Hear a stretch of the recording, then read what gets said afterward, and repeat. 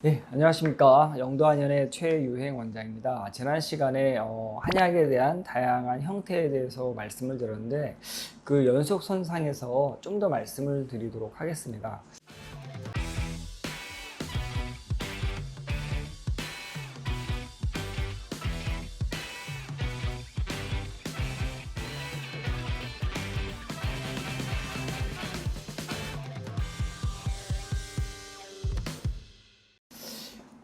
우리가 왜 약재가 한약이 이렇게 다양한 그런 제형들을 갖고 있느냐, 한 가지로 그냥 만들어 버리면 되는데 라고 또 의문을 갖고 계신 분들이 있을 수 있는데요.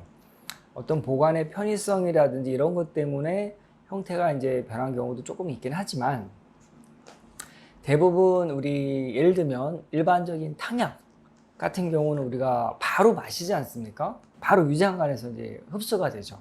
위장 소장에서 확 흡수가 되면서 약효가 이제 빨리 나타나고, 우리 들어보신 약재 중에서 또 경옥고라는 약재가 있습니다. 경옥고.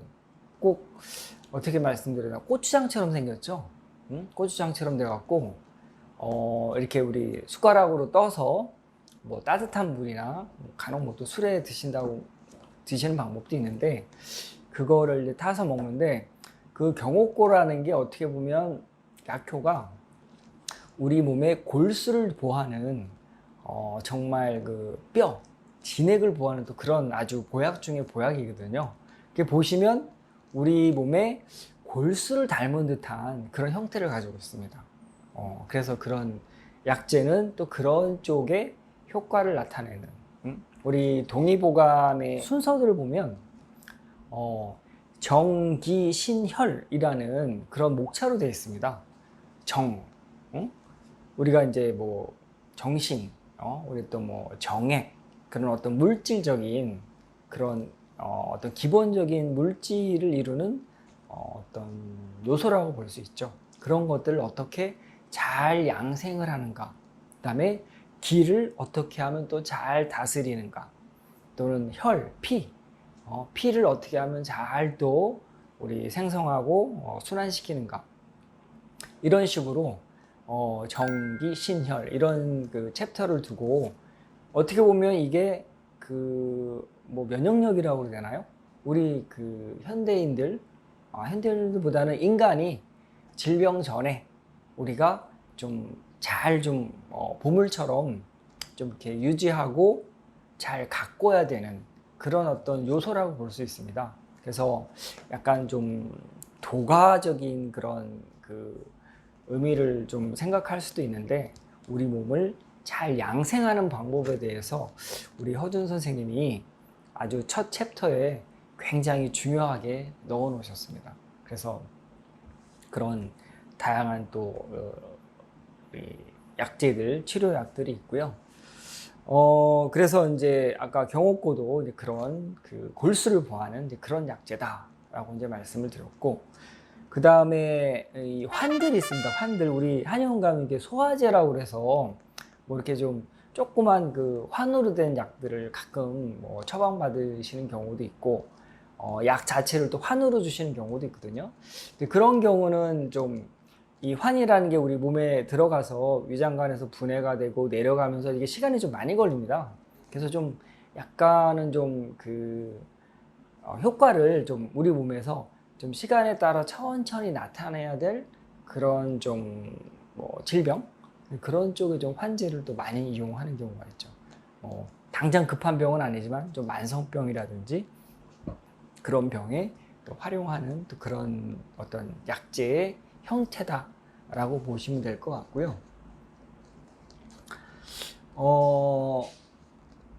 이제 녹용에 대해서 한번 좀 말씀을 드려보려고 합니다. 여기 이제 녹용 샘플이 있는데, 여기 보시면 이제 뭐 기름 분골, 상대, 이렇게 이제 좀 나눠져 있는데,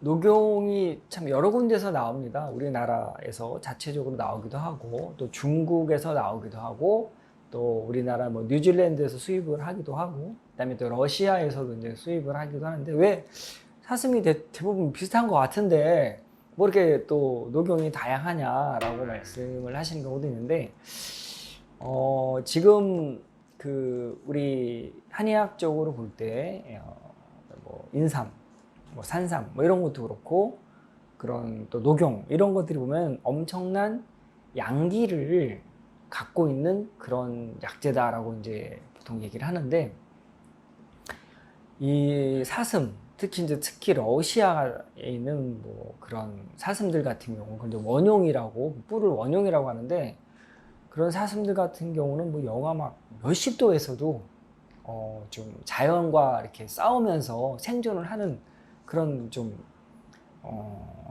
뭐라고 해야 되나요? 영물이라고 해야 되나?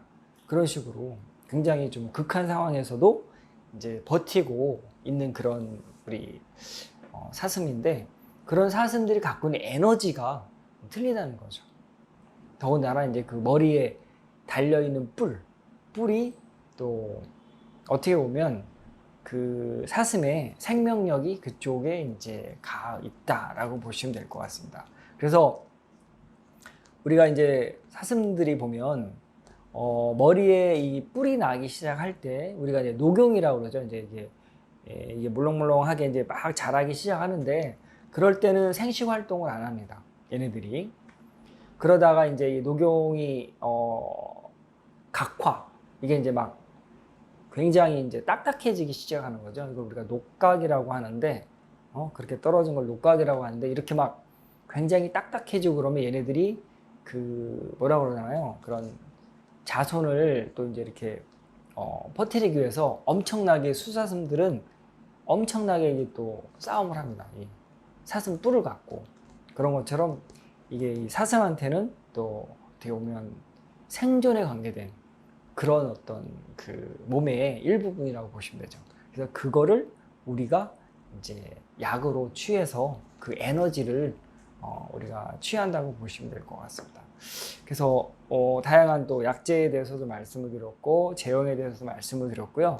그다음에 녹용에 대해서도 말씀을 드렸는데 다음 시간엔 녹용에 대해서 좀 더 디테일하게 좀 알려드리는 시간을 좀 갖도록 하겠습니다. 감사합니다.